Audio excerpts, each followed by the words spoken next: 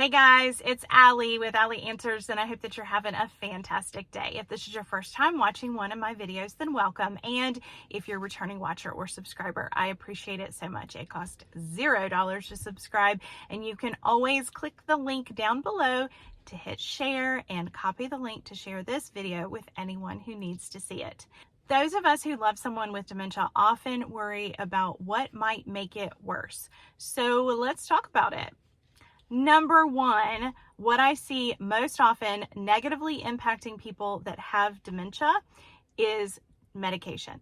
So a lot of medications can cause side effects that will make the dementia worse, or the confusion, or the brain fog, or whatever you want to call it. I'm not a doctor. However, I have seen many times that Benadryl, diphenhydramine, which is often used as a sleep aid, so Unisom and things like that, can cause worsening dementia. Some of you may have heard this story before. There was one time when I thought I was losing my mind. My child was 9 months old or so, and so he was no longer waking up during the night. So I started taking Benadryl, or Tylenol PM, to help me get some rest, to help me sleep, because my body was automatically waking up thinking I needed to feed him or change him. And so I started taking that medicine so that my husband could take care of the baby. And I told a geriatric physician that I felt like I was losing my mind. I felt like I was getting dementia. What was wrong with me? And he looked at me and he said, "You're not taking Tylenol PM, are you?" I was taking Tylenol PM, and I was making my brain foggier. So please, if you can avoid that medication, avoid it. Something that a lot of people don't realize can make people foggier is statins.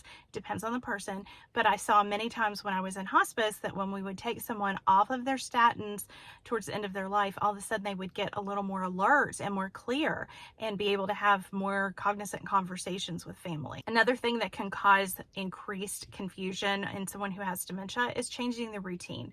Anything that you normally do day in and day out is going to be what's best for the person that you're caring for. And any change, something that is going to disrupt the routine and their rhythm, is going to possibly cause a little decline or more confusion. So we are no different than elementary school kids that have their schedule up on the board and they know exactly what to expect. It doesn't matter how old we get, we like routine.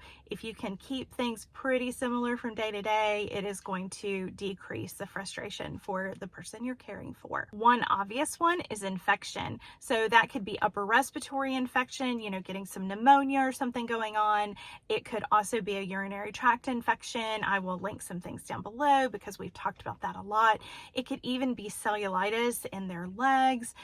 Any kind of infection in the body will often slow the processing in the brain for whatever reason. Dehydration is a big cause of increased confusion, and that kind of goes with sodium and potassium levels getting off. So if the person never drinks any water, or they're not drinking enough water, and they suddenly start drinking a lot, or vice versa, any kind of change in the hydration level, but especially increasing towards dehydration, can cause more confusion. And I have a friend who's a nurse who actually ended up with the potassium levels all over the board because she was exercising and drinking a ton of water. So that's not going to be something that most people need to worry about, but just know that those two things are related. Lack of sleep can cause more confusion, and just like any of us, when we're tired, it's really hard to think straight.